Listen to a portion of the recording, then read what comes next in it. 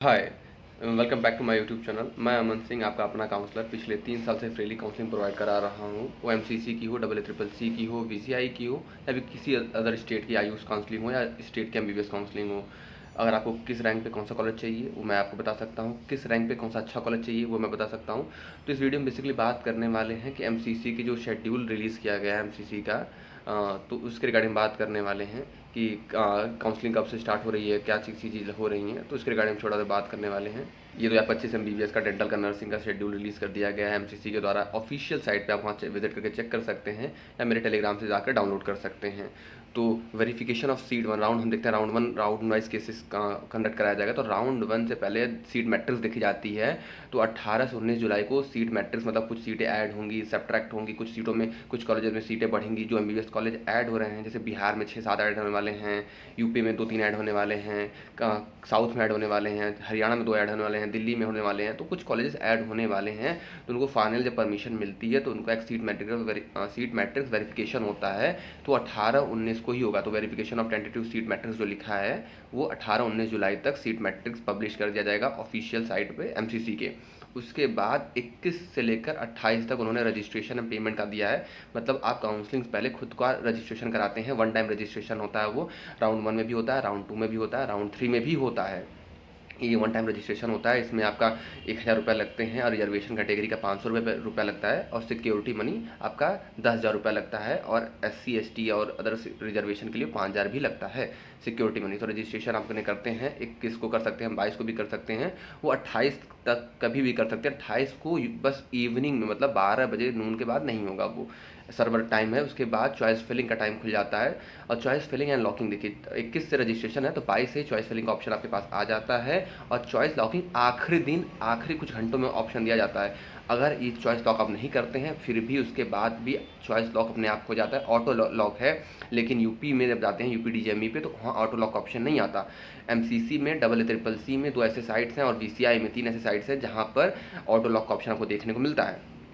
21 से 28 ये हो गया। फिर अब 28 तारीख को शाम को लॉकिंग करते हैं। लॉकिंग करने के बाद वो अलॉटमेंट की प्रोसेसिंग 30 तक देखता है। वो रिजल्ट 31 तारीख को प्रोविजनल रिजल्ट डिक्लेयर होता है। प्रोविजनल मतलब कि हाँ ये प्रोविजनल है, लेकिन कोई अगर बच्चा है, मैं चॉइस फिलिंग आपके पास, जब चॉइस लॉकिंग करते हैं तो आपको एक मेल आता है कि ये सीट आपने ये कॉलेज फिल किया है। अगर किसी स्टूडेंट को कोई दिक्कत परेशानी होती है तो वो ईमेल करता है एमसीसी को। कुछ 12 घंटे का टाइम मिलता है कि हाँ मैंने कॉलेज डाला था लेकिन मेरे से नीचे वाले को बंदा कॉलेज मिल गया है, मुझे कॉलेज नहीं मिला। एक ग्लिच होता है, कोई सर्वर इशू हो सकता है, कोई भी सॉफ्टवेयर ग्लिच हो सकता है, तो मेल करते हैं स्टूडेंट्स।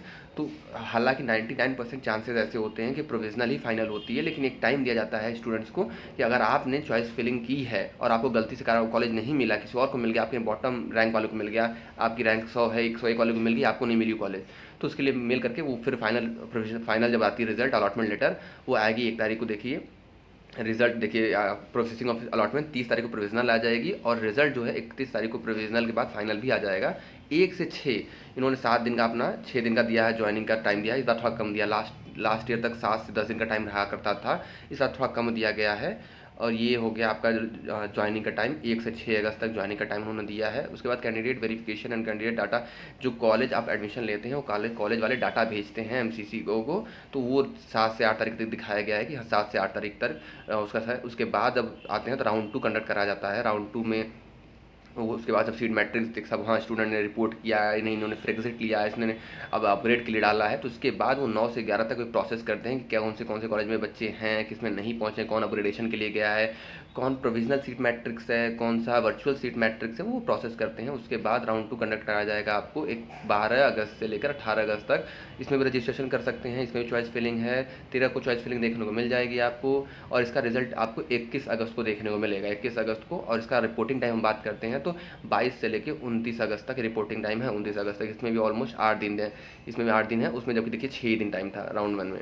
तो राउंड वाइज वेरी करते हैं ये। लास्ट ईयर तो टाइम अच्छा दिया करते थे, लेकिन इस साल हम टाइम थोड़ा मैं देख रहा हूँ क्योंकि अभी री नीट का इशू चल रहा था एमपी हाई कोर्ट में, कुछ 5-15 दिन वहाँ ख़राब हो गए ना, तो जनरली वो फर्स्ट वीक ऑफ जुलाई से ही काउंसलिंग शुरू हो जाती है। इस बार थोड़ा डिले चल रहा है, 3rd वीक में स्टार्ट हो रहा है, लेकिन होपफुली सब कुछ अच्छे से होगा। थोड़ा टाइम कम है लेकिन इसका 29 के बाद आप रिपोर्ट करते हैं 29 अगस्त को सेकेंड राउंड है। थर्ड राउंड देखने को मिलता है हमको 3 सितंबर से लेके 8 सितंबर तक। वही रजिस्ट्रेशन भी कर सकते हैं आप, पेमेंट का ऑप्शन भी मिलता है वहाँ पर सिक्योरिटी मनी डिपॉजिशन का। उसके बाद 8 तारीख तक ही, 3 से 8 तो 8 तारीख को शाम तक लॉकिंग का ऑप्शन दिख जाएगा आपको। लॉक करते हैं आप, आपका रिजल्ट आता है 11 सितंबर को। 11 सितंबर के बाद 12 से लेकर 18 सितंबर तक आपकी रिपोर्टिंग टाइम है। 12 से 18 मतलब वही 6 दिन, फिर यहाँ 7 दिन दिया गया है। पहले 6 दिन था फर्स्ट राउंड में, सेकंड में 8 हो गया था, थर्ड में 7 हो गया। अब धीरे धीरे सीट राउंड जो रिपोर्टिंग टाइम और कम हो जाएगी। फिफ्थ राउंड, थर्ड में, राउंड फोर्थ में जाते हैं, फोर्थ में फिर वो 5 दिन बचता है। राउंड फिफ्थ एंड सिक्स में जाते हैं तो राउंड 3 से 2 दिन ही बचते हैं। इसके बाद राउंड 3 का कंडक्ट किया जाता था। राउंड 3 कंडक्ट कराया जाएगा आपका 22 सितंबर को। 22 सितंबर से लेकर 24 सितंबर, मतलब सिर्फ और सिर्फ 2 दिन का है।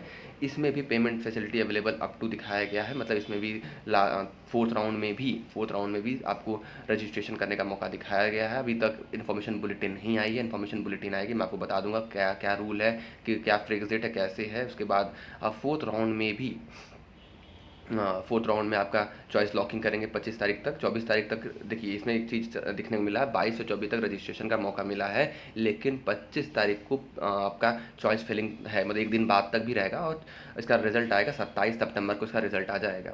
और रिपोर्टिंग टाइम 7 दिन दिया गया है आपको, 27 से लेकर 3 अक्टूबर तक रिपोर्टिंग टाइम दिया गया है।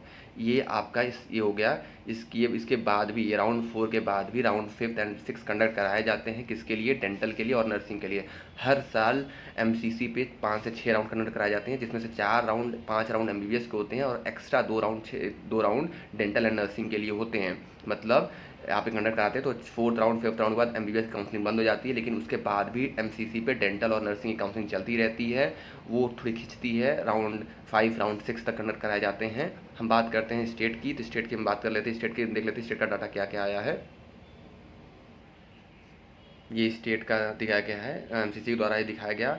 जनरली ऐसा ही होता है कि एक राउंड जब एमसीसी का ख़त्म होने वाला था, राउंड 1 खत्म होने वाला था, तो उसी के बीच राउंड 2 स्टार्ट हो जाता है। मतलब राउंड 1 राउंड 2 ऑफ एमसीसी के बीच में ही स्टेट का राउंड 1 होगा। मतलब 2 राउंड सब्सिक्वेंट राउंड के बीच में एक राउंड स्टेट का कंडक्ट कराया जाता है।